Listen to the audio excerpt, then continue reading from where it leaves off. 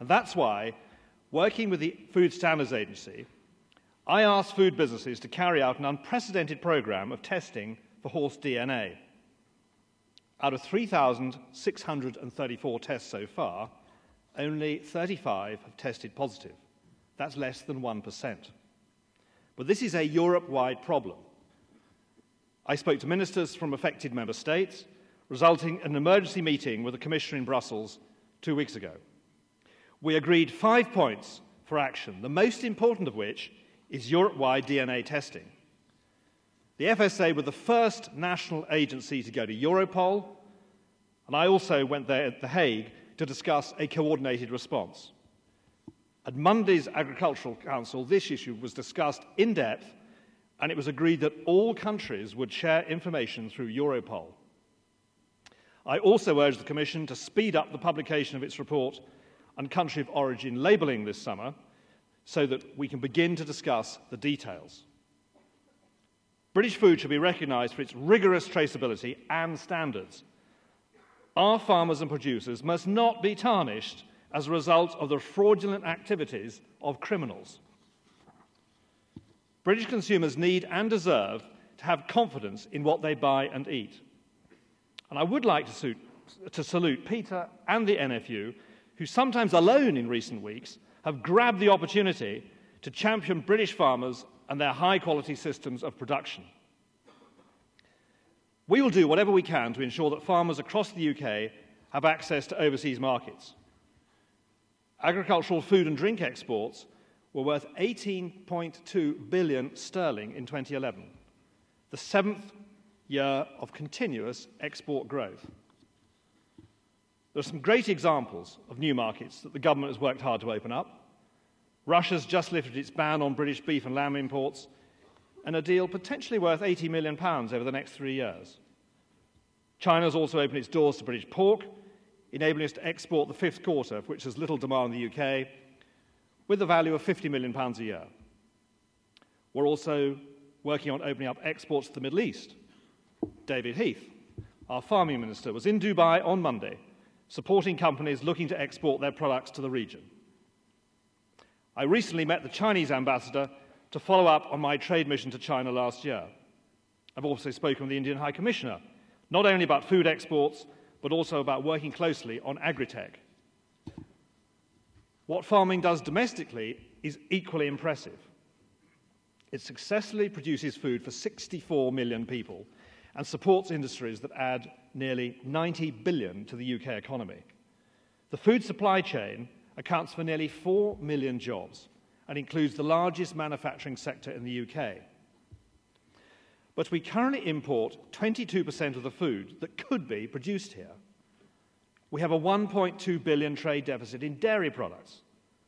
30% of our raw milk output goes to making cheddar cheese, yet we imported nearly 95,000 tonnes of cheddar from January to November last year. There are other sectors in the same position, such as UK fruit and vegetable growers. We need to show consumers how great UK products are and encourage them to get behind the great British farmer, something I know the NFU is already doing through its Buy British campaign. We also need to look to the future and embrace new technologies, with all their benefits from increased productivity to improving the environment. Indur Goklani has calculated that if we try to support today's population using the production methods of the 1950s, instead of farming 38% of all land, we would need to use 82%. It's also been estimated that the production of a given quantity of a crop now requires 65% less land than it did in 1961. And this is why the UK government as a whole invests over £410 million annually in research in the agriculture, food and drink sector. And I'm working closely with David Willetts, the Science Minister, on the agri-tech strategy to support innovation and unlock the sector's full potential. The strategy will look at how best to capitalise on the UK's world-class science and technology base to increase the competitiveness of the agricultural sector, as well as addressing the challenge of food security. We need to be able to encourage the take-up of existing innovative systems, to translate research into new products and processes, and take advantage of opportunities to export UK agri-tech skills and services. There are some really exciting examples, like satellite navigation coupled with crop mapping to guide the precise application of fertilizer, or robotic systems for handling livestock to improve productivity and welfare. Only last Friday, I was at Harper Adams University talking to some of the students who are developing some of these new technologies and promoting them abroad. Last week saw the publication of the most recent statistics on the uptake of GM crops. It is reported that 170 million hectares of GM crops were grown globally in 2012. That's over 12% of the world's arable land, a land area approximately 7 times that of the UK. This represents a 100-fold increase since 1996. I recently met the Brazilian agriculture minister, who told me that 90% of soya grown in Brazil is GM because it's 30% more cost-effective. GM crops are now being cultivated commercially in Australia, Canada, and South Africa. The rest of the world is ploughing ahead and reaping the benefits of this technology, while Europe risks being left behind. UK agriculture is a high-tech industry, and we need high-tech solutions to problems such as disease. And that's why the recent decision of BASF to withdraw their GM blight-resistant potato from the EU regulatory approvals process should be a wake-up call for the whole of Europe. We must address the paralysis in the current system. Tackling blight can require around 15 separate fungicide applications a year. The total annual cost to the UK of controlling this disease alone has been estimated at £60 million. So a blight-resistant potato could potentially deliver economic and environmental benefits simultaneously. Of course, such product applications should be subject to robust safety controls, and that's why the EU has a regulatory system. I fully appreciate the strong feelings on both sides of the debate, but we shouldn't forget that respected scientific opinion, including that of the European Commission's own chief scientist, shows that GM crops pose no greater risk than conventional crops. And I hope that collectively we can work to improve market conditions for innovative GM product applications and give you, our farmers, access to all the tools you need to produce food as efficiently and sustainably as possible. And that's why we need to make the case for GM to the public with a balanced understanding of the risks and benefits. To be the lead innovators and increase our competitiveness globally, we need highly skilled, entrepreneurial, and ambitious people working in our farming and food sectors. I welcome the industry's lead in promoting itself to young people and supporting new entrants with a number of initiatives already underway. A few weeks ago, I attended the closing dinner of the NFU's Cereals Development Programme. It was great to meet so many young farmers, really impressive, who wanted to make a difference to their sector and who I have no doubt will be industry leaders of the future. And we're also working jointly with the industry to review the barriers and opportunities faced by new entrants. Led by David Fursden, the Future of Farming Review has already begun to examine these issues, and I would urge you all to feed in your views. One thing government must do is get out of people's hair. Let them get on with what they're good at. You all came into the industry to be farmers, not form fillers. And I'm grateful to the Farming Task Force Implementation Group, led by Rich MacDonald, for conducting a one-year-on assessment. David Heath will say more about this later. I want to be clear that we will use this assessment to guide the actions we take to further reduce burdens on farmers. I start from the position of trusting farmers. I'm determined that we should move towards a system of earned recognition. Such a system would acknowledge that the majority of farmers adhere to high standards and ensure that those who do are rewarded by less frequent inspections. We need to work together to achieve this. Since 2011, we're removing £13 worth of compliance costs for every pound added. There will be 12,000 fewer dairy inspections a year. But there is masses more still to do. There is no room for complacency, and there are areas like movement of livestock that still require real work. So I'm as keen as you are to make progress on the recommendations around livestock movement and ID. This is an extremely complex system. Simplification is important for government and industry, both in terms of disease control and reducing burdens. The RPA is responsible for many of these systems, as well as CAP payments. And we made good progress ensuring that the RPA is delivering a better service to farmers. It achieved its best ever performance in December, paying out more than $1.4 billion to 97,000 farmers. And we're working on transforming the RPA so it continues to improve. I believe that the current round of CAP reform negotiations should have a major positive impact on the competitiveness of the UK farming sector. And I'm pushing my EU colleagues to keep reform moving in the right direction, following the path set by McSharry and Fischler. But we won't get as far as I would like this time. I was in Dublin a few weeks ago, meeting Minister Coveney, who holds the presidency. We're working closely with like-minded countries in the Stockholm Group, such as Germany, the Netherlands, and Sweden. Unfortunately, there are countries resisting reform. The recent amendments in the European Parliament are an illustration of exactly what we're up against. At a time when governments across the EU are pumping money into stopping people smoking, it's crazy to be even considering reinstating subsidies for the production of tobacco. The European budget was agreed a few weeks ago. We don't yet have a UK CAP allocation, but we do know that the overall CAP budget will be around 52 billion euros a year, the equivalent of around 1,650 euros per second, a huge amount of money which needs to be spent effectively. I remain convinced that farmers' decisions about which crops to grow and which animals to raise should be left to the market. Coupled payments and other subsidies are distorting, and that's why I want coupled payments limited to a maximum of 5%.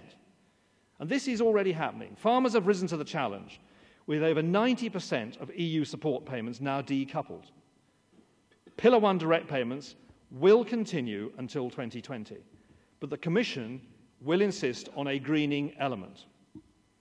We're making good progress on this. No decisions yet been taken on how it will be implemented in England, but what I'm seeking is the flexibility to take decisions that deliver an improved environment. Above all, I want greening to be simple for farmers to understand and easy to implement. I am determined to find a solution that works for farmers, the payment agencies, and taxpayers. Never forget that the last round of reform cost us 550 million euros in disallowances, the EU's word for taking our money back, because it was far too complex. We must not let this happen again. I do believe that there's a real role for taxpayers' money in compensating farmers for the work they do in enhancing the environment and providing public goods for which there is no market mechanism. The budget agreement will allow us to transfer money from Pillar 1 to Pillar 2. And this means that we can have money to spend supporting the long-term future of farming. It is absolutely right to reward farmers for the part they play in managing and shaping our landscapes. This is particularly the case for areas such as the uplands, where farmers cannot prosper by producing food alone. The iconic British countryside is a real draw for tourists from around the world, and we must make sure that we can capitalise on the benefits this brings to the rural economy. Rural tourism alone is worth £32 billion a year to the UK. We all recognise that there is a massive challenge in reversing the long-term decline in some of our farmland wildlife. I know many of you are already doing great work to improve biodiversity in your farms, and there's a real opportunity for us to work together in designing the next rural development programme. But CAP negotiations involve 27 countries, and that inevitably means that we will have to accept compromises. However, I am pushing hard to ensure that the reform keeps moving in the right direction, is simple to understand and implement, and does not place further administrative burdens on farmers. The competitiveness of the farming sector also depends, for many farmers, on the health of their livestock. The biggest challenges at the moment is bovine TB. In 2011, TB led to the slaughter of 26,000 cattle in England at a cost of nearly £100 million.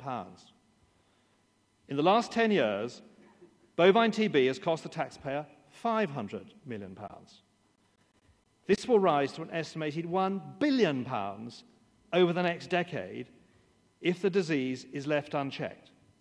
This is completely unacceptable.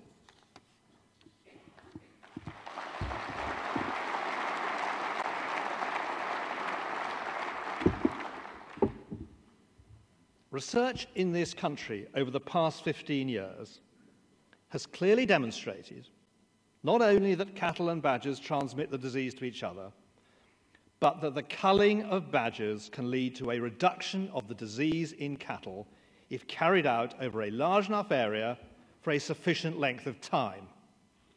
We must also learn from the experience of other countries, which shows that TB in cattle cannot be controlled without also bearing down on it in the surrounding wildlife population. In New Zealand, the number of infected cattle and deer herds has been reduced from 1,700 in the mid-1990s to fewer than 100 in 2011. This is a result of rigorous biosecurity, strict cattle movement controls, and proactive wildlife management. A similar approach has been successfully deployed in Australia, the Republic of Ireland, and the USA. And this is why I'm committed to ensuring that the pilot badger culls go ahead in Somerset and Gloucestershire this summer.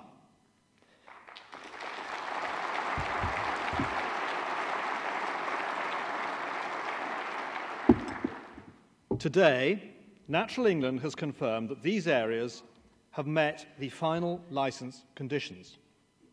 We've also agreed with the NFU that an area in Dorset should be prepared as a reserve.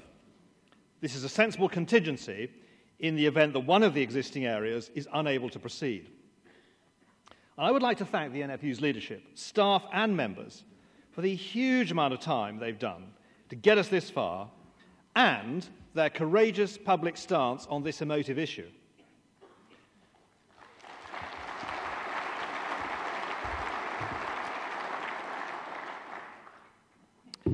Badger control is, however, only part of the solution. We will not achieve eradication of TB unless we continue to tackle cattle-to-cattle transmission too, and that's why cattle surveillance and control measures were tightened in January. And I fully appreciate that more testing and tighter rules on movements are really tough for livestock farmers. But the longer-term health of the industry won't be assured if we allow this terrible disease to continue to spread. Like many people, I want to see effective and affordable cattle and badger vaccines deployed as quickly as possible. I'd do that today if I could, but I cannot. As the EU Commissioner Tony Borg made clear to me when we met in January, no one has done more in this area than the UK. Despite this, it's still likely to take a further 10 years before all the procedures for the deployment of a validated and legal cattle vaccine can be completed. We've started on the programme of action that the Commissioner has asked for, but there are no shortcuts, and that's why going ahead with the pilot culls is so important. We will publish a broad TB strategy, pulling all of these strands together later in the year. As well as tackling disease, we also need to look at animal welfare. It's vital that all EU countries apply animal welfare legislation so that we don't end up at a competitive disadvantage. And that's why I discussed the sow stall ban with the Commissioner in January and again this Monday, when he confirmed he started infraction proceedings on those member states that are non-compliant. British pork is some of the best in the world, produced to some of the highest standards, and we should not allow others to undermine that.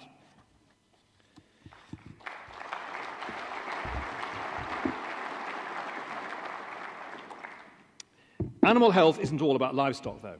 Ensuring that we have a healthy bee population for pollination is crucial for the arable sector and our wider plant health.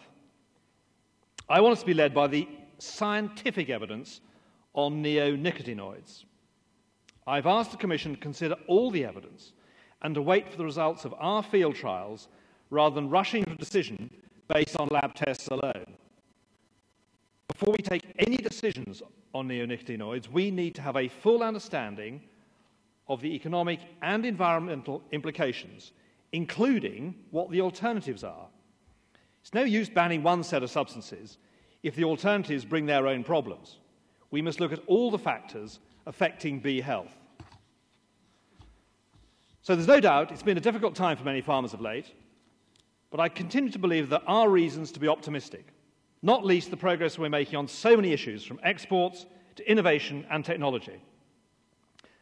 I'm immensely proud that our farmers produce some of the finest food in the world, with the best materials, to the highest standards, and with rigorous traceability. We must champion that, instilling confidence in the consumer at home and abroad, enabling UK farmers to take advantage of the growing demand for high-quality produce. There are, of course, big changes on the way, not least CAP reform. And that's why it's more important than ever that we work together to enable farming to deliver for both the economy and the environment. If we do this, I believe that farming in this country has a strong, vibrant and sustainable future. British farming is a world leader. It's second to none. And I look forward to working with you to keep it that way. Thank you very much.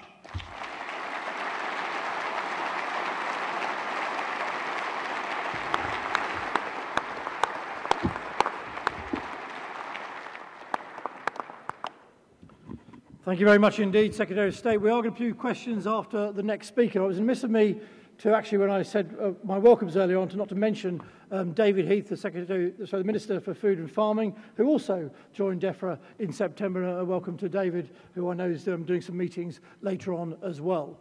What we will do is we'll have Gert Sonneiner speak next, and then we'll open up to questions to the whole of the panel.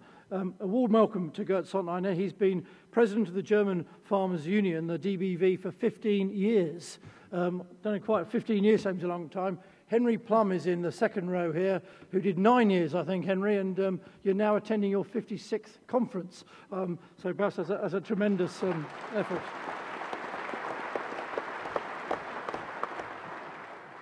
For the last 2 years, Gert Sonneiner has been president of COPA, the Farmers Union across Europe. And it's incredibly important for us as we look to make sure that farming and the CAP pushes towards a more competitive and productive agriculture. Having Gert Sonneiner in that job has been tremendously welcome. As the Secretary has already said, there's a number of countries who would like to go back a number of years. Gert's very keen to move things forward, and particularly as well, not just the productive, competitive farming, but on energy as well. A lot of very strong leadership, so we welcome Gert Sonneiner to speak next. Gert Sonneiner.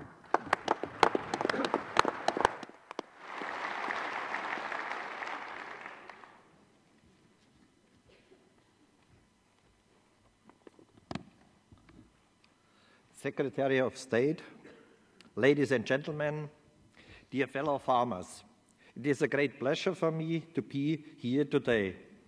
It is a particular pleasure to participate on a conference with such an appropriate title, Farming Delivers in Uncertain Times. This is exactly what we do as farmers in Europe. We deliver. All too often, what we do as farmers is taken for granted. And I have the feeling this is especially the case in Great Britain. You only have to look at the result of the European Commission's recent opinion poll to see that.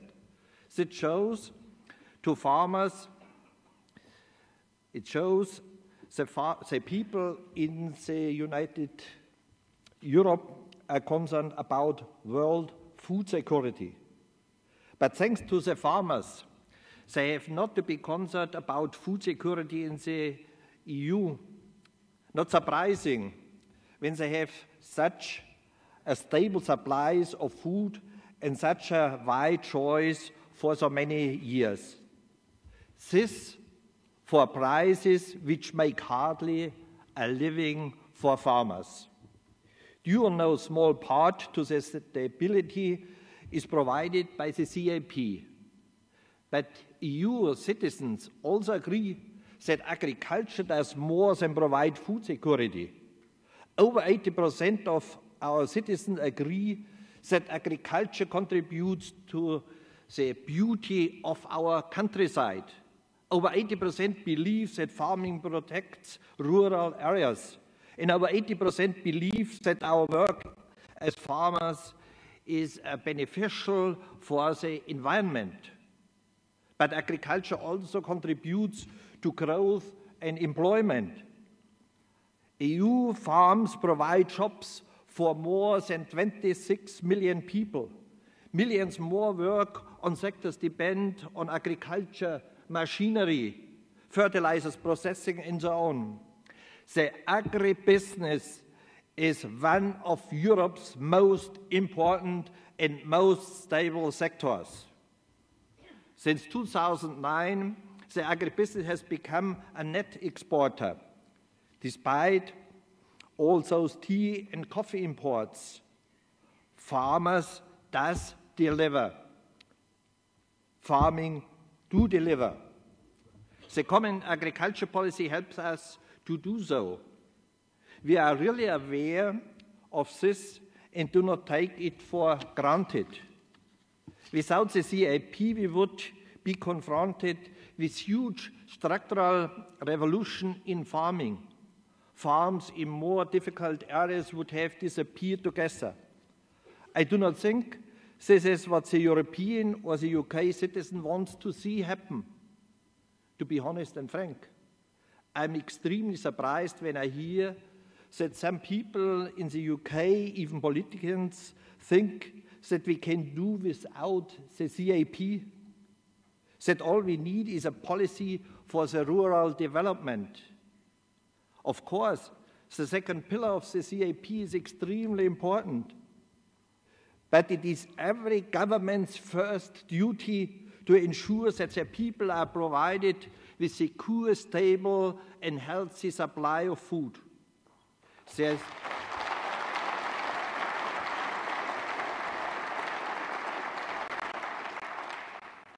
is no country in the world, not China, not the United States, not Japan, not Brazil, not India, which does not have a strategic policy for their agriculture. And in Brazil and the United States, this strategic policy is not only geared to ensuring food security, but also the production of renewable energy. In Europe, our strategy policy is a common agriculture policy. And what does it cost? Less than 1% EU government's total public budgets. By any of these standards, I believe that the common agriculture policy has proved its success. Unfortunately, success stories hardly find their way in the headlines. In today's world, we need a strong CAP more than ever. Food security can no longer be taken for granted. Even in Europe, farmers throughout the world face huge challenges ahead. The world's resources of land and water are under increasing pressure. On top of that, farmers are already feeling the first effects of climate change. To weaken the CAP now would be like jumping ship just when a storm was brewing. We need a strong CAP more than ever before. This is why I'm very pleased that the heads of state and government have reached an agreement on the future EU budget. Of course, I would have preferred the CAP budget to have been maintained, but as farmers, we are realistic. We see also the financial and economic pressure around of us. As we now have a decision on the budget, we can concentrate on getting the right agriculture policy. The CAP reform we are discussing for more than 3 years can be finalized. We must grasp the opportunity offered by this current CAP reform to gear to meeting the new challenges ahead. We want a modern, dynamic agriculture which contributes to growth and economic recovery in Europe. We want farmers who can afford to meet the highest standards in the world for food safety, environmental protection and animal welfare. And we want farmers to be able to play their part in combating climate change. Our main concern in COPA is the economic position of farmers. Farmers cannot provide all the services which consumers and citizens demand if they do not have a reasonable income. And they will not be able to contribute to growth if they cannot make the investments necessary to modernize and adjust to new challenges. This is why the maintenance of direct payment is important and why farmers are totally opposed to any transfer from funds from the first to the second pillar.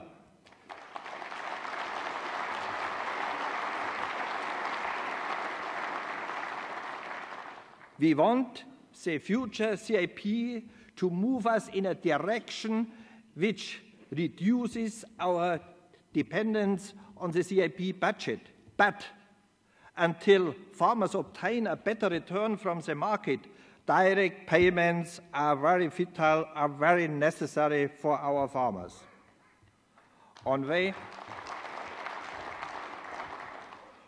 forward is to strengthen farmers' position in the food chain. Here we have made progress due to no small way to the tireless work of Peter Kendall. Peter, much thanks for your job. The recent appointment of a supermarket educator in the UK is an important step forward. But with retailers and processors operating across borders, we need also action at European level. The Commission has not taken our concerns as seriously as has the Agriculture Committee of the European Parliament. So we are optimistic that the new CAP will move us in this direction. But it is essential that this is also backed up by the respect of a forceful code of conduct in the food chain. And while mentioning the food chain, I must say something about the recent horse meat scandal. Farmers in Europe meet extremely strict rules, not only on food safety, but also on traceability. It is extremely unfortunate that these efforts and the market itself is undermined by actions taken further up in the food chain. This is absolutely not acceptable for us.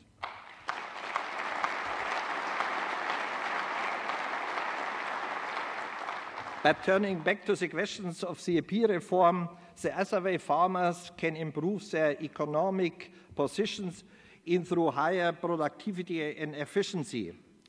This is why we in COPA proposed that the future CAP help farmers to achieve green growth. Green growth measures benefit the environment and the climate change, but in ways which also enable farmers improve their economic position. For example, by helping farmers to use innovative ways of improving resource efficiency, more efficient use of water and nutrients, for example, or to reduce their greenhouse gas emissions through better soil or grassland management, or to make more efficient use of farm residues for bioenergy. Instead, the Commission proposed greening. Greening is a fine providing that it also contributes to growth. But the Commission's own impact studies show that their proposals will simply lead to higher farm costs and reduced productions. On the one hand, we are told that there is no enough land available for us to produce renewables. At the same time, the Commission is proposing to take 7% of EU farmland out of production. Heads of state do not usually get involved in discussing CAP measures, but they have agreed that the Commission's greening proposal go too far. They have ruled that greening must not result in land being taken out of production or lead in justified income losses for farmers. This is the reason that we are very concerned about the Commission's measures. We in COPA have also been working hard to ensure that the greening measures will be fair, practical and effective. For example, it makes no sense to apply exactly the same measures to all farms throughout the whole of Europe. So we are pleased that the head of states and government have called for flexibility. Farmers carrying out agri-environmental measures must be able to apply equivalent greening measures which fit into their overall environmental plan. Farmers participating in a recognized certification scheme must be able to count the environmental measures towards greening. Before I concluding, I would like to raise two other major concerns we have. The first concern, simplification. We need flexibility to take account of the diversity of European farming, but we must find ways achieving this without imposing yet more controls and paperwork on farmers. Our second worry concerns trade distortions. Under the proposals currently under discussion, one member state could decide to pay the farmers a basic payment which was equal to around 2/3 of their first pillar funds. In contrast, another should decide to shift to 15% of their national envelope to the second pillar. Furthermore, there are foreseen several top-ups to help areas with natural handicaps, young farmers, small farmers, specific types of production. This could completely undermine our attempts to reduce the gaps between the different levels of hectare payments.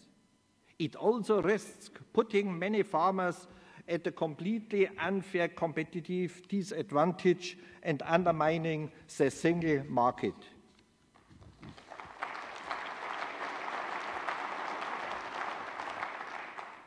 In the coming months, we must also be aware of losing sight of the wood for the trees. The devil is in the detail, but we must not forget our overriding goal: to ensure that EU agriculture provides stable, secure and healthy food supplies produced sustainably and competitively. We in COPA, we will be working hard to put an end to farmers' current uncertainty about their future. We want an agreement to be reached by the end of June this year, if at all possible. And we want good agreement which will ensure a strong CAP for the years ahead. All in all, I am optimistic to reach a fair deal. Thank you very much for your attention. I hope you have understand me. I was grown up in a country we spoke only Bavarian and Austrian, and so is English for me the third language and a very difficult language. Thank you very much for your attention.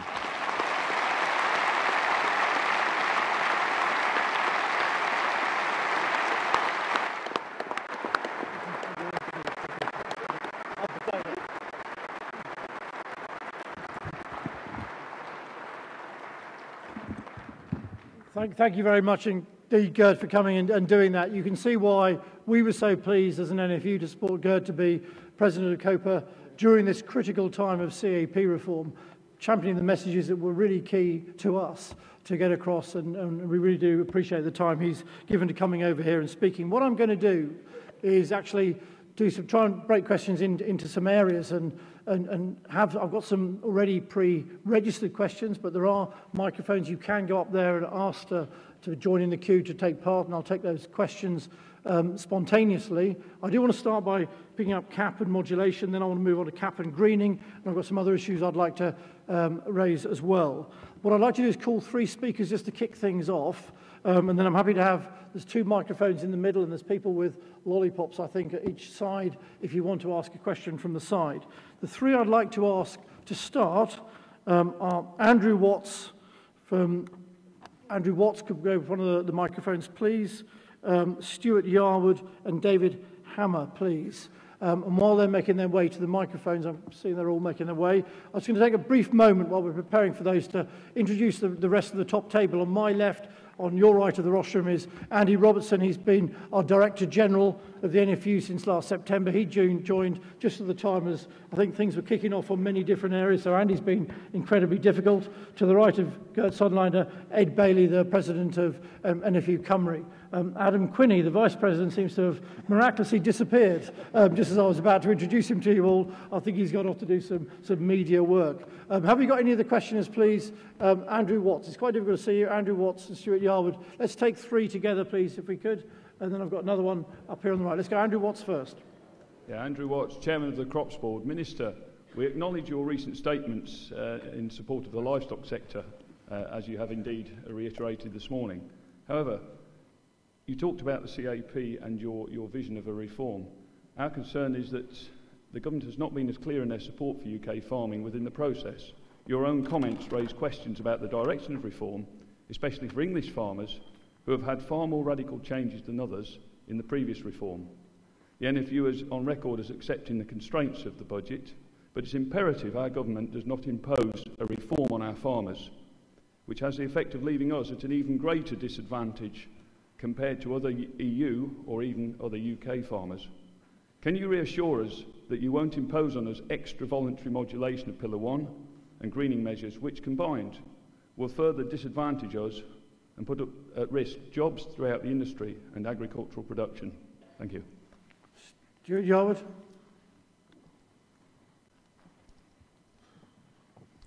Mr. President, Secretary of State, a combination of bad weather and livestock disease this year has reduced farm incomes. And I would like to thank you, the Secretary of State, for the successful reorganisation of the RPA and the prompt single farm payment. It has upset cash flow difficulties, but more important, this payment is not just for farmers, but consumers as well. For farmers, it has maintained our confidence to allow us to continue to produce plenty of quality, assured food at affordable prices. This benefits the consumer, and in view of current uncertainties, never more relevant. At the Oxford Farming Conference, you stated in future CAP reform that the role of taxpayers' money should be used to compensate farmers for environmental benefits only. Does this mean you wish to transfer Pillar 1 funding into Pillar 2 and totally disadvantage UK farmers against EU countries who do not transfer? And most importantly, where is the evidence or consultation from taxpayers and consumers to support your recent statement? Thank you. David Hammer, please, up here. That's the last one of the 3, and then we'll go to the Secretary of State. David Hammer, Yorkshire West Riding, incoming chairman, and young farmer. When it comes to CAP support, as a young person seeking to make a future in agriculture, should I just accept that the UK government will always sell us down the river compared to other European countries? So, should I just move to France?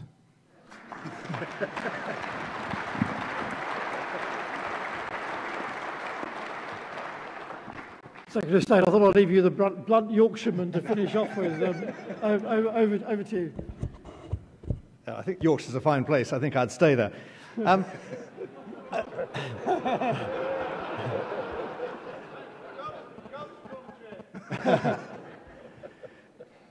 I last went there to see Frankel. I think I've covered my sort of broad view of this in my comments in the speech, but I'll repeat again. I mean, we've inherited a process started by McSharry and Fischler, and you go back to the days when very large amounts of taxpayers' money were spent encouraging farmers to produce large amounts of produce which people didn't want to buy.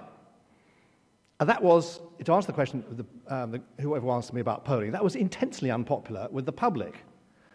And where I think we are in the middle, we are in a process of moving to a more rational position, which I have expressed as saying that you guys are the ones that understand the food market.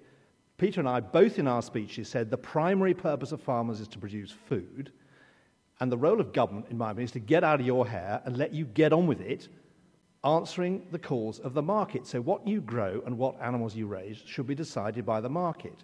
Now, it's quite obvious, and I've said this on many occasions, because everyone's jumped on my comments, we're not going to get there in this round. But what I want to make absolutely sure is that we don't slide backwards.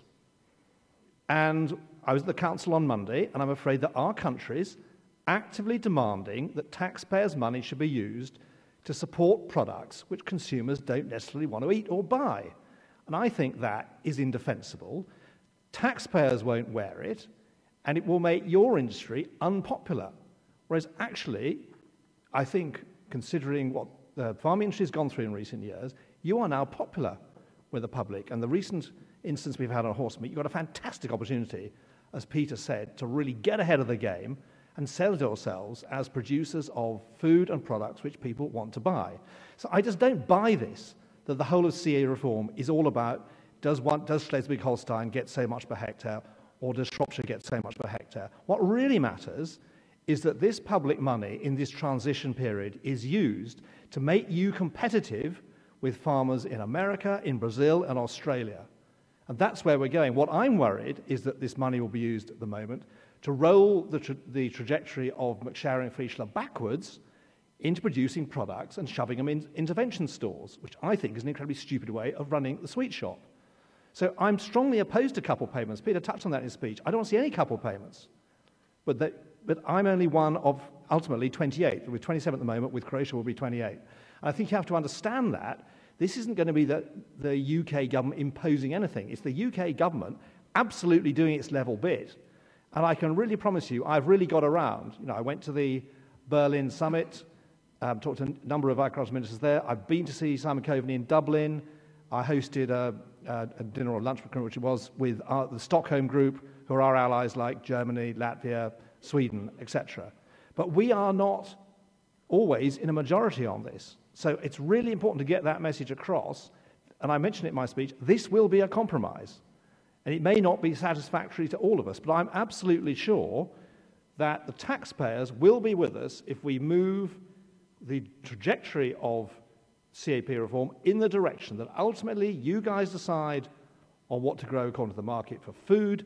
But, and I made this very clear at Oxford, I've said it again today, there is a huge role, I think, for taxpayers compensating farmers and landowners for the environmental benefit for which there is no obvious market mechanism. And that is vital in the hill areas where you can't survive on food production alone.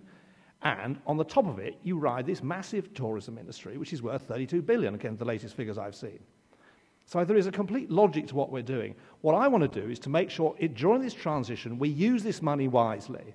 We do get the environmental benefits, but also we make sure that you are really competitive. And we've got good schemes in Pillar 2, which will ensure that ultimately you will be leaders in Europe. And that's where we should spend the money, not looking backwards, subsidising products and shoving them in intervention stores. I'd like Andrew Blencairn to come to the microphone as well as... before you go, I'm just going to Secretary of State, if I could. Look, we do not believe the Pillar 1 payment affects the decisions we make on farm. It is very clear, as Gert Sotland has articulated in the past, we believe that a decoupled Pillar 1 payment does not affect what we produce on our farms. We stand back from the market. We believe that coupled payments that counter-cyclical payments, as you see in the United States, do have perverse effects. It encourages you to produce when you shouldn't produce. Decoupled payments allow us to stand back. What we do believe, and the questions that came, Stuart Yarwood Farms in the Chancellor's constituency up at Tatton. I know he's met the Chancellor and he's expressed very strong views to the Chancellor about how we move this forward. But the question is not about the position you take in Europe. It's about whether you come back and then modulate 15% off English farmers to put into other schemes. Because when in your constituency, and you know I've done this to you before, but the dairy farmers in your North Shropshire constituency are already getting €200 a hectare less than a dairy farmer in Denmark and in Holland, in other parts of Europe. And when they have that horrendous summer they've had and the feed prices go through the roof and the milk price crashes, that €200 makes a hell of a difference. And another 15% is modulated is why these guys are asking these worry questions. But let me get these two in and I'll let you have a chance to come. Can I just pick up on that? We don't agree on this. What I think really matters for my farmers is that they have got a business of their own or businesses they can go into. And we've got Gerd here from Bayern. I've got the most fantastic example of a Bavarian business started by Herr Müller. I went to see him before I was elected in '96 and asked him, why are you building this big dairy in North Shropshire? Why aren't you just bringing in milk powder from New Zealand? And he said, in his best Bavarian, don't you think I haven't tried? I've really tried. He can't make Müller quality yogurt if the milk is transported more than, he said 60 kilometres, I said 40 miles. So we've got a fantastic opportunity, a business that's gone from zero 20 years ago to 1.7 billion pots of yogurt. And he's now bunging in £17 million to build a butter plant because he can't, instead of dumping the excess cream, because everyone's buying all these healthy yogurts, he's got too much cream on his hands. Instead of dumping it on the commodity market, he's going to turn that into butter. That's a direct attack on Anchor, a direct attack on Kerrygold. Exactly what I'm talking about, the 22% of food which we eat but is imported, which we could produce here. So the key thing for my dairy farmers, they got people like him, Justin Beckett, held back by the Milk Marketing Board, allowed gracefully by the old Soviet Milk Marketing Board, he's allowed to produce one cheese, he's allowed 100,000 litres of cheese a year. Justin's now over 9 cheeses. I've given up writing letters congratulating him. He wins so many prizes at cheese competitions. He is the key to the success of my dairy farmers. I see the single farm payment for people like that. We know it's a basis. The pillar one's going to carry on, but the future is the technology. The future is my guys putting in forwards robotic automatic milkers so they can concentrate on the outcomes on cow husbandry, not working in a milking parlour because the milking is done by the robot. That's the future. That's where I want Pillar 2 to go. And that's where I do support. We don't agree, Peter. I'll be open about this. We get on a lot of things. I think we are right to shift 15% into Pillar 2 because the future is technology and the future is development and also the future is supporting the hills where you can't survive on food alone. Look, I'm not going to... Let's get Billy's question up and then Andrew Blencar and I'll have my penny's worth in a moment. Please, name and where you come from. My name's Conor Colgan and I'm a young farmer from North Northumberland. In direct response to Owen Patterson's views on letting the market decide, the only prior example to that you would suggest would be New Zealand. Speaking from the horse's mouth in terms of Brian Chamberlain, who led the reforms, was part of the Federation of Farmers. They banned imports of subsidised food. They had a low currency situation so they could help exports. They also had a single seller for their produce abroad so they could leverage power within the supply chain. And when you talk about letting the market decide, when I'm sitting on the border with Scotland with reverse modulation on the calf premium scheme, the market will decide to the lowest cost of produce. It will, because in New Zealand, although they could obtain cheap subsidised produce, as a matter of principle, they said no in order to assist their farmers. So effectively, they rigged their economy to compensate themselves for the loss of taxpayer support. Now, when you quoted Müller and a couple of other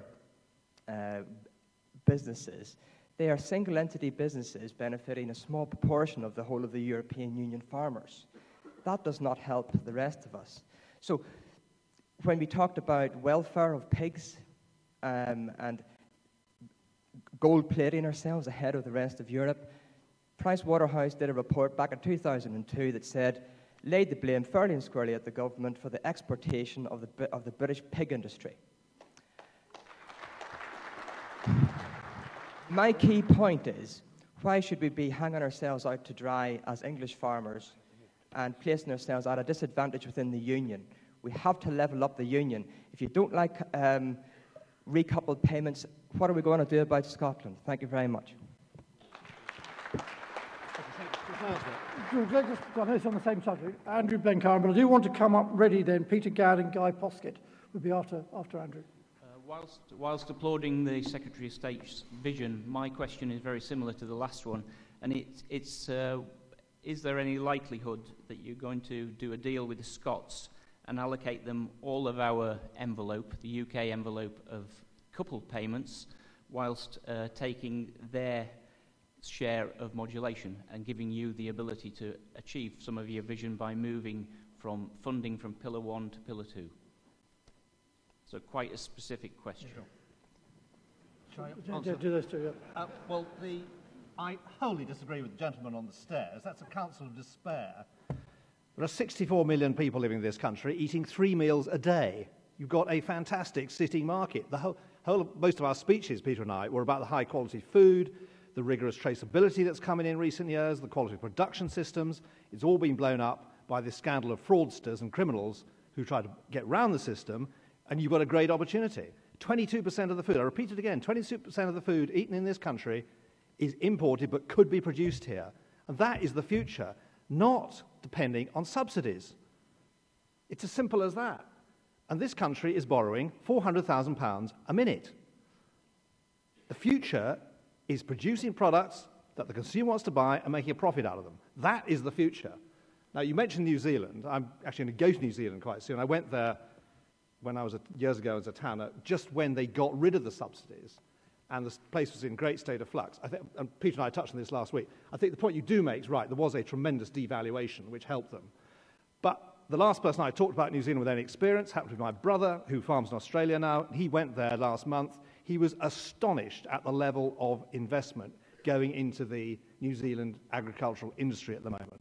So there are all sorts of things we can learn. There are obviously all sorts of differences. For a start, the grass grows about 11 months a year, and they're very close to the big Asian markets. But I don't think we should dismiss the lessons. I think there are lessons, but what I'm looking at here is an industry and a CAP support system in transition, and I think we want to use this moment in transition to benefit for the long term. That's what I'm talking about.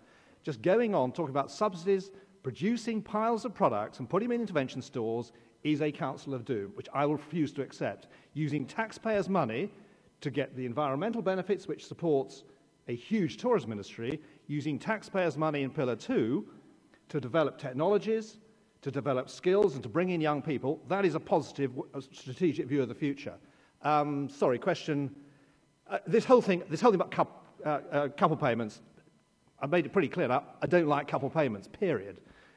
These are all under negotiation, and nothing is agreed until everything is agreed. I made that very clear in our discussions. Actually, I think my German counterpart did on Monday. So my gut view is I don't like couple payments.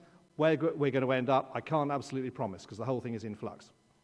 Secretary of State, on this notion of your vision for the future, I bet there's not a farmer in this room who wants to go down the pub and say, I get subsidised, I get a brown envelope, I get bailed out. We want to get our income from the market. Well, the guy upstairs did. No. What he doesn't want to do is be disadvantaged. And the system we have at the moment does not lead to food mountains. It's a decoupled support. And look, I promise you, until we got together as an industry, we were the lowest milk price in the whole of Europe, despite Theo Muller's aggressive intentions to be investing in your constituency. Our milk price was the lowest. And my members still had €200 a hectare, less than a Danish Arla supplier in Denmark. So as much as we want to have the market working fairly, until we get those food chain issues sorted that Gerd talked about, the work I do leading in Europe on the food chain, we have distortions in the marketplace, and it does mean that the decoupled payment is invaluable to farmers, particularly in challenging years. But the point, if I could, on the point, about where we sit on the whole notion of 15% modulation, and your point about the importance of agri-environment schemes, the priorities. We will have very keen to have a dialogue on modulation and how it might be used for innovation and technology. But at the moment, it's a minute fraction of the 9%, the 19% of modulator that's taken at this moment in time.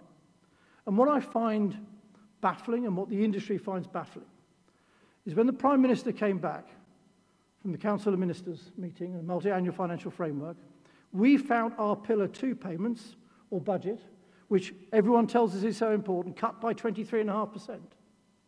16 member states had special agreements for extra money in Pillar 2.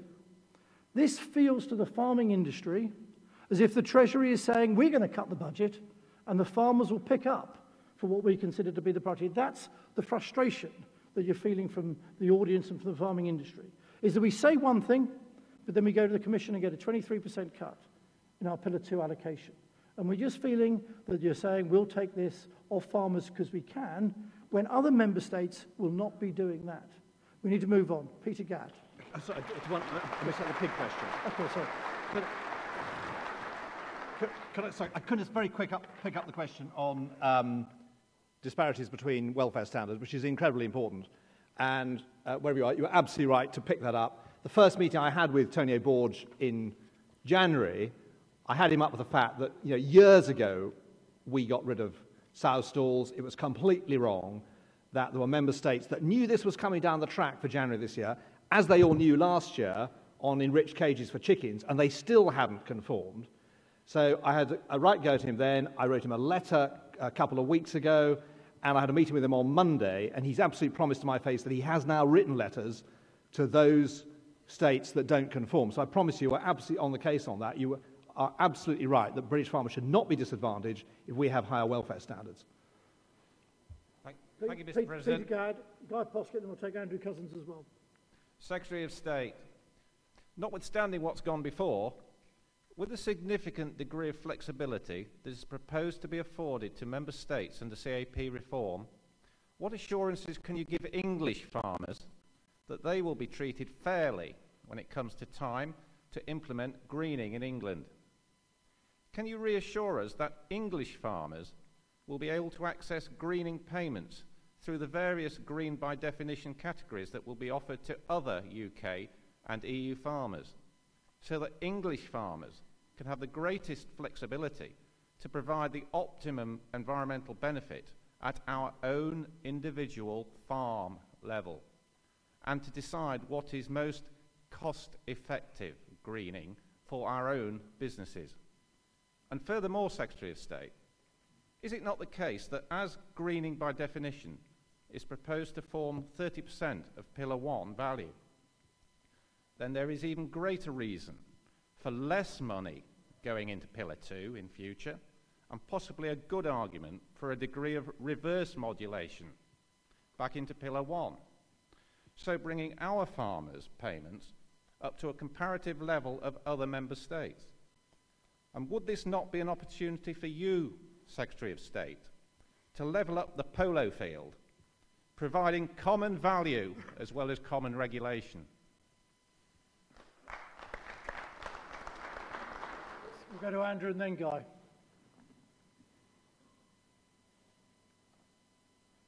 Andrew first. Oh, sorry. I do apologise, President.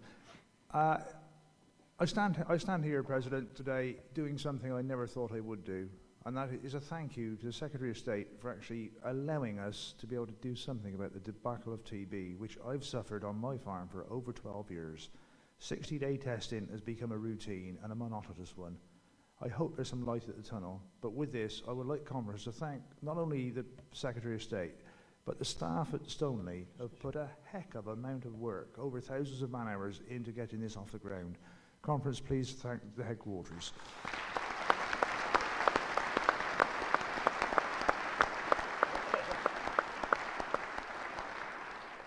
And if I may be so bold, President, my other part of the question is flooding.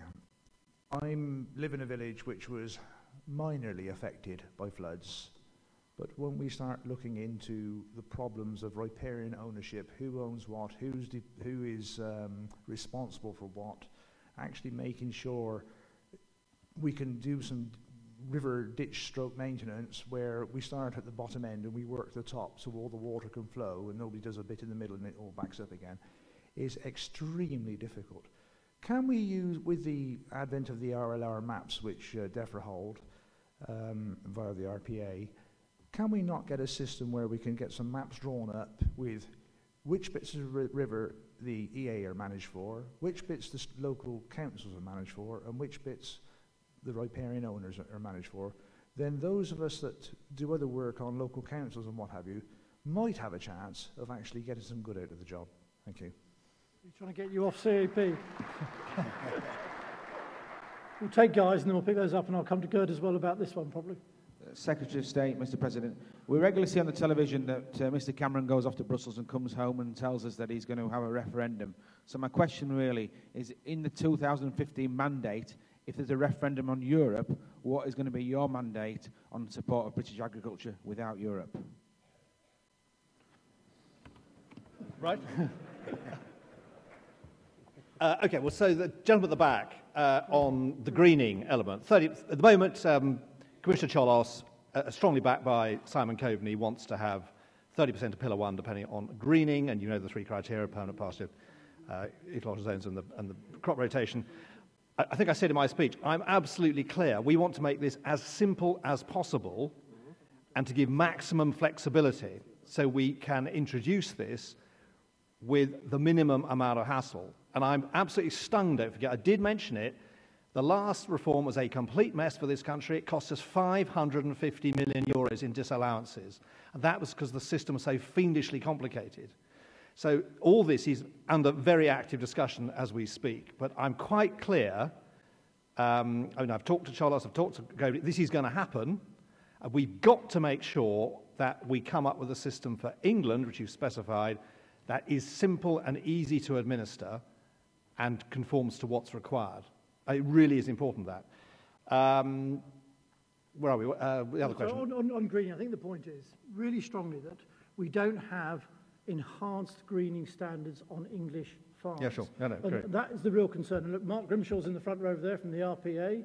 We told the NFU, I wasn't around at the time, we told Margaret Beckett that this was a mess. You couldn't deliver it. The 550 million euro fines, they got what they deserved because they didn't listen. We're trying to help you again, Secretary of State, that we don't again end up with a complicated system for England only. That's our biggest fear. That was what Peter's trying to get across. Well, I entirely agree. You know, we really do want to bring this in so that it does deliver what's being demanded by the Commission and the Presidency, but can be adapted to English circumstances as simply as possible. It really is important that.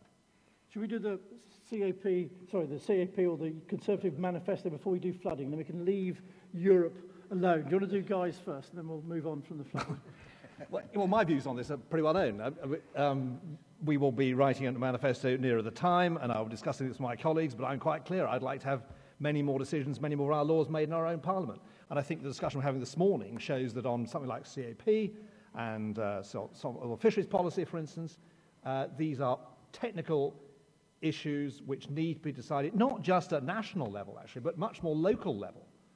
So you take the nitrates. Why on earth is muck spreading decided by central bureaucracy in Brussels? It shouldn't actually be decided by Westminster. It should be decided locally, depending on local conditions.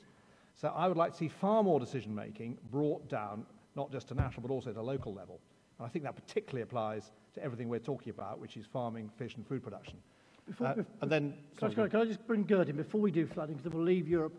Europe's CAP, we can bury it completely. I wonder if while Gerd's with us on the platform, the whole notion of the UK having a referendum, the UK's role within Europe, and our agricultural role as well. I wonder if you got some comments from the other side of the channel, from how you see it, and whether this is divisive and how you see it in Germany. I'd be interested for your views as you're with us today. See, Peter, we have a lot of problems now in Europe, you know, with the banks, with the states, with the debts. But we also have a crisis to accept the role of whole Europe. And sometimes I have the feeling the decider in Brussels, they live on a cloud and not on earth like we farmer on the soil.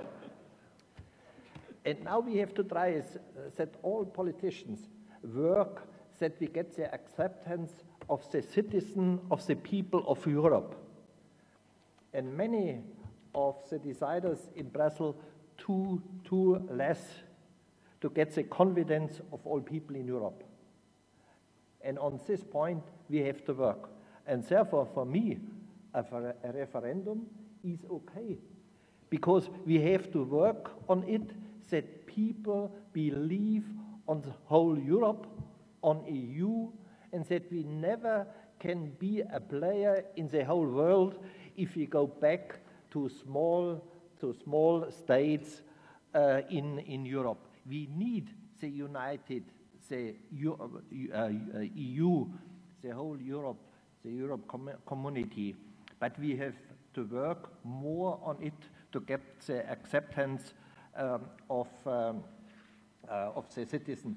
And once more, our Chancellor, Mrs. Merkel, and our President, Mr. Gauck, both said in the public in Germany, we need the Britain in Europe. We need the Britain.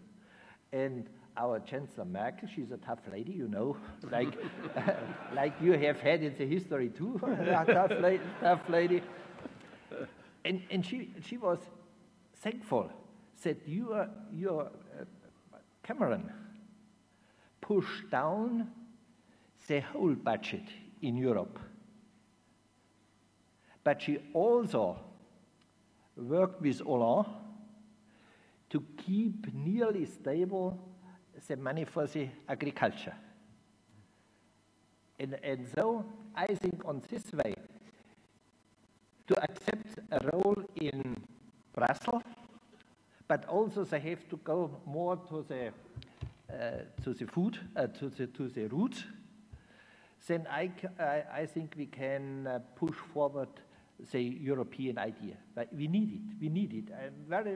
I'm very worried about it, that people in Europe, if we would make now a referendum, more than 50% would not agree with Europe. And so, in our responsibility, we have to work on it, that we get 70–80% acceptance for Europe. Europe is necessary for us all. Secretary of State, floods. Floods. Didn't ask the flood question.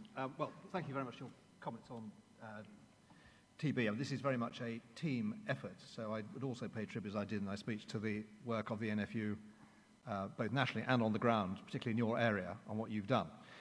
And I wish you luck. On floods, I did say at Oxford that, and I was very careful not to point a finger at anyone, but I've just had too many comments, some locally in my own patch, but right across the UK, that there have been problems with waterways in rural areas not being cleared. And I'm working with the Environment Agency to decide, is it landowners, is it the drainage boards, is it the local council, and is it the Environment Agency? And I think your idea of a map actually is probably a very good place to start, that we actually get these worked out on the ground, because it's quite obvious there were clearly problems, and the purpose of a waterway is to get water away. It's not to hold it back. And we've got a water bill. We hope we're going to get a slot in Parliament, and that could be an opportunity to clarify some of these areas of responsibility. I've got a question at 2, but could I also get coming to the microphones, Ali Jones, and also ask about the dairy contracts and the voluntary code, and also David Brooks on the power of retailers. Can you give your name, please, number 2? Sorry, it's Frank Langrish, East Sussex. Mr. President, thank you, Secretary of State. Members of the Agricultural Committee of the European Parliament recently voted to remove the sheep EID requirements from cross-compliance regulations post-2014. Does the Minister support this development? And if so, what will you be doing to encourage other MEPs and your colleagues in the Council of Ministers to support the Agricultural Committee position? It would be a very great relief to sheep farmers who are liable to penalties through failures completely outside of their control. Thank you. Sheep ID and cross-compliance. Ali Jones, please, and then David Brooks. Yeah, Ali Jones, Chairman of NFU Cymru Milk Board. After the turmoil of last summer, we felt agreement on the voluntary code of practice for dairy contracts was going to give us a glimmer of hope to allay the problems that we had in the dairy industry. Peter Kendall mentioned there was a feeling of a pulling together. However, 6 months have now passed and several frustrated farmers have come and reported that their buyers are failing to adhere to the spirit of the code in terms of variation and termination. We do accept that areas such as new pricing models will take time, but surely you would agree that by now we should be beginning to see some meaningful improvements to milk contracts. Firstly, could you please give me your views on the progress made so far on the voluntary code? Secondly, if we do not see all the terms and conditions of the voluntary code implemented by the 1st of October, at the very latest, can we have your commitment that you will actively look at what further measures, including legislation, government could take to try to bring about a better functioning dairy supply chain? And thirdly, going back to the element of a pulling together, if there is a scenario that some are actively pulling and others are lying aside idle, what do you propose to do? David Brooks, please. Thank you, Mr. President. Secretary of State. Secretary of State, you've often said that the British retailer is a wonderful distributor of food. So, Secretary of State, are you going to stand by and allow those same retailers destroy the British family farm in the same way they have the British High Street and our rural market towns? Minister, are you going to continue to allow food prices to be driven down below a sustainable level, with retailers and processors being allowed to hide behind competition rules?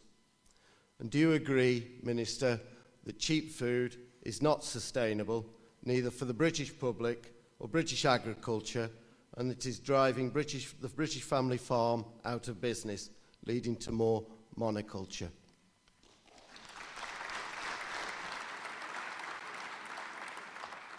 While you're picking those up, Secretary of State, could I get Andrew Brown and Charles Sircombe, please, to come forward? They've tabled some questions as well. Secretary of State. Okay, on electronic sheep ID, I think actually this really depends on getting the right technology. So there's no point in imposing a technology which won't work, which is expensive to impose and doesn't actually function. So I'm actually happy for this whole thing to be held until we get something that actually works. On the question, what was the second one? It was dairy contracts and the dairy voluntary code. Yeah, well, I think I pay tribute to Jim Pace, who got this through just before he ceased to be minister. I think it was wrong that the balance was so much swung in favour of the purchaser of milk, who could change the price at very short notice, but the producer of milk couldn't change the contract. So I think it was a step in the right direction. I would like to see it adopted and accepted across the industry. But the real trick in this, it goes back to my earlier comments, is to turn the balance so that you have a product which the processors really want. And still, pick up on Peter's comments earlier on the dairy industry, far too much of our milk is still sold in liquid form. We produce about 12 billion litres, only 6 billion is processed. We need to add more value, and we are still miles behind the continental cooperatives, people like Parmalat, Eastern Dano, and these guys who all began as farmers' cooperatives, who are much, much further down the road of producing finished products. And that's partly why we've got the dairy deficit I mentioned. That is the future. So I'm all in favour of the arrangements that Jim brought in. I would like to see them accepted right across the board. But the real trick in this, and I keep banging on about this, is to reduce the imports, where we can produce products here, and I've talked about the dessert deficit, we've got a cheese deficit, we've got a yogurt deficit, and that's the future. That really is where the future lies. Now, what was the other question? Oh, well... The power of supermarkets. Well, I can't tell the British public what to do. You know, the British public find supermarkets convenient. British public go into supermarkets because they find products of extraordinary variety at prices they want to pay. The trick is to ride with the supermarkets. So, I don't want to bang about Herr Müller. He said he could never have grown his business in this country without the extraordinary efficiency of our distribution system. Get more about this, but he said he was hemmed in Bavaria by a Bavarian chain of supermarkets, and he was trying to get into Baden-Württemberg because it was much more regional. Here, if you get a finished product into a supermarket, you buy into Europe's most efficient distribution system. So there are balances on this. You may get annoyed about people using supermarkets. We can't, a government, tell consumers they've got to go and buy in such and such a shop. If you want to get your products into the local shop and into your local butcher, and we've seen a real interest in local butchers for obvious reasons the last few weeks, that is a very interesting development. But if you don't like the supermarkets, row with them, don't rail against them. Can we also have Andrew Snell and Tom Rigby come to the microphones as well? Just on the retailers, David, before you do disappear, you know, one of the reasons why the NFU was spent, and it started long before I was around, the NFU has spent hours and hours working on the Grocery Supplier Code of Practice, the work to get an adjudicator in place. It's exactly as the Secretary of State. People choose to shop conveniently. We demand in return a fair set of rules in return. David Heath, who's in the front, saw the third reading, I think, steered through Parliament yesterday. We thank David Heath for the work he's done on it.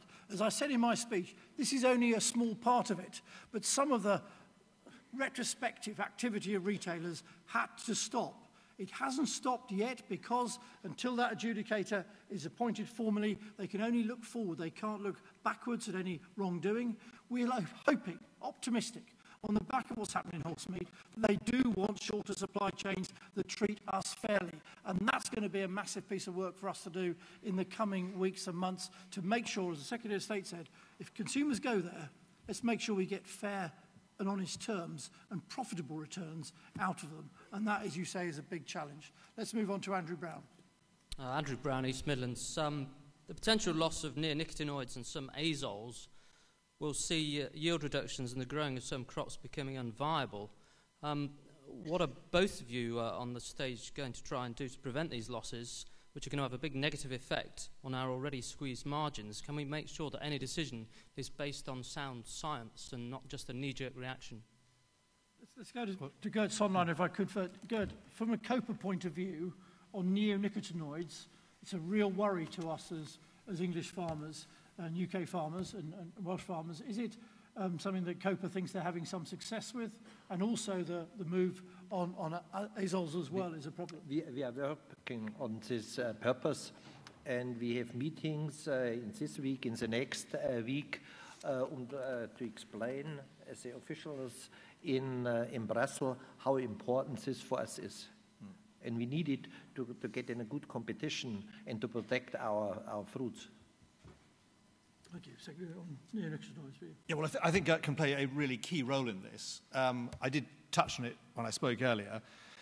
I think it's so important that I organised a meeting with Commissioner Borge 2 days ago to discuss this specific issue, along with a couple of other things. But this was the main one, because there are proposals by the Commission following the EFSA committee to bring in a partial ban. Now, I think that, personally, might be precipitate, considering the evidence they've taken, which is not conclusive, is based on lab tests. What I'm very keen, and I stressed this at the Council last month, and I really put it across to Tony Borge this week, is that we are analysing field data, so real bees in real fields, in real conditions.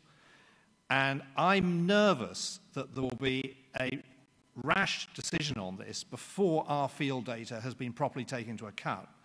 Now, that might give everyone a warm feeling who's very opposed to neonicotinoids. They've whacked the farmers, they've whacked the big pharmaceutical companies. and they've done something for bees. What worries me is we don't really know about this. And I am generally worried about bees. I think bees have such a key role right across our environment, not just our farm industry, but horticulture is everything, fruit industry, everything else.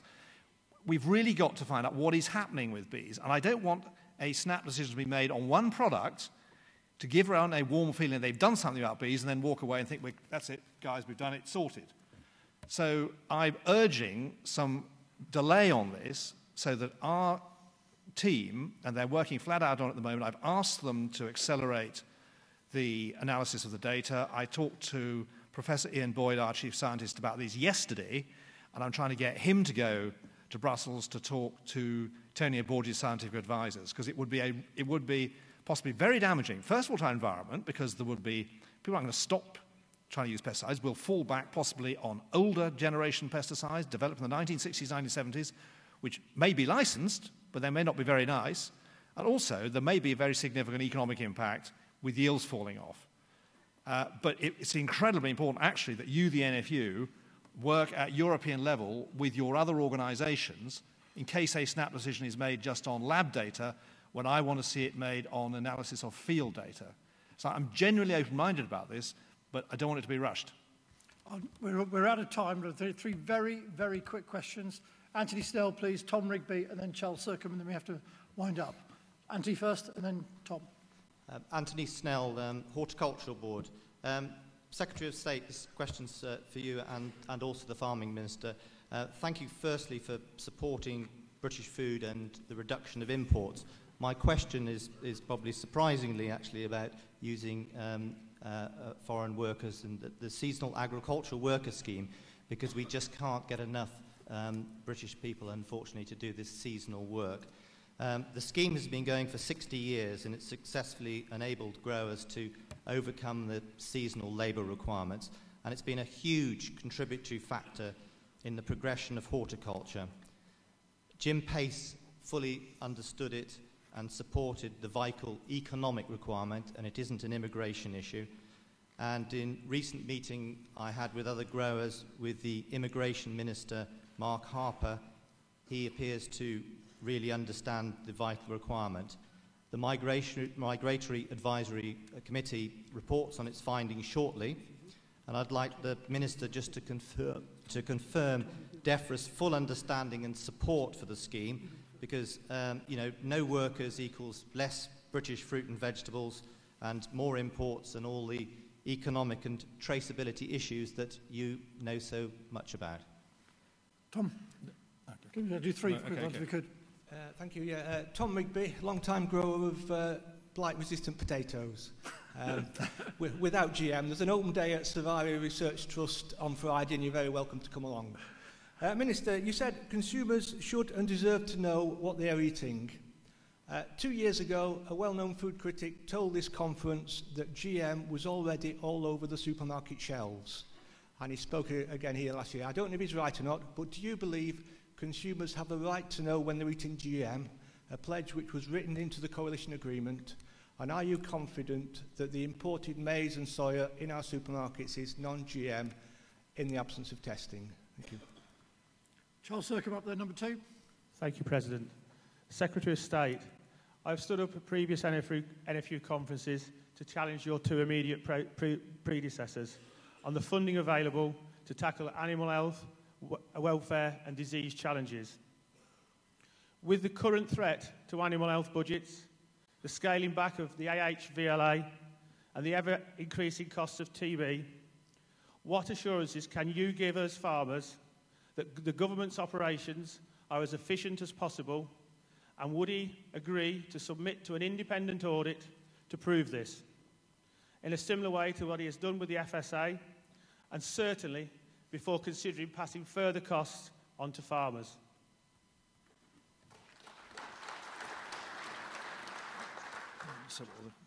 Saws, yes. GM labelling. Yep. Okay, saws. Well, I entirely agree with the comment that we do need labour to make our horticultural industry function. And if local labour won't participate, we do need to use the labour that's coming under the scheme. So I'm absolutely clear about that. In fact, I wrote a letter, it might have been to your organisation only a couple of days ago, confirming that. On GM labelling, what I've established is that very significant amounts of GM material are imported for animal feed. About 85% of our animal feed is now GM, and there's actually going to be a problem around the world finding non-GM animal feed. So I think consumers are, at the moment, eating huge amounts of meat products which have consumed GM. What I think you're asking about are actual GM products, and that is an issue of accurate labelling. And that is down to food business operators under the European regulation I cited, 178/2002. So they have the responsibility for accurate labelling of whatever products they are presenting to the consumer. And then at the top, well, I'll just repeat my very simple statement. You've seen the Moody's comments this week. We are borrowing £400,000 a minute as a nation. So we're going to have to do things more efficiently. I've made clear that DEFRA has 4 priorities, which I mentioned in my speech. That is growing the rural economy, improving the environment, and I think very relevant to your question, is protecting this country from animal disease and plant disease. So those are my 4 priorities, and I intend to channel DEFRA's efforts into those, and that is my very, very clear statement to you today. Right, thank you very much indeed, Conference, for hopefully a great start to a day and a half of conference. Gert Sonnleitner, thank you very much indeed for coming over from Germany in your role as COPA President. We really do appreciate your honesty. I think when you, 1 second please, Conference, if you could, before you disappear. I think Gert Sonnleitner, to point out that people in Brussels sometimes live on clouds and we live on the ground, was a very succinct reminder to exactly what we have to live with. Secretary of State, we also welcome your honesty, not all the answers. I think you're now the 5th Secretary of State I've welcomed and worked with in the 7 years I've been doing this job. I quite deliberately have talked about the fact that the UK population is rising, and it's rising rapidly. We want to produce more food here in the UK. You talked about Moody's and the £400,000 a minute being borrowed and doing things more efficiently. That's exactly what we want to do with CAP money, the way we manage the environment, and not have government deciding it can spend the money that every one of our competitors get better than we can. We want to have that dialogue with government because we think we can have smarter ways of doing this, and we want to work with you doing it. We really welcome you championing the industry, to have you leading DEFRA, to have you standing up and saying we are going to do the difficult things is really welcome, and I look forward to the dialogues we have in the coming weeks. Thank you very much indeed. Thank you, Conference.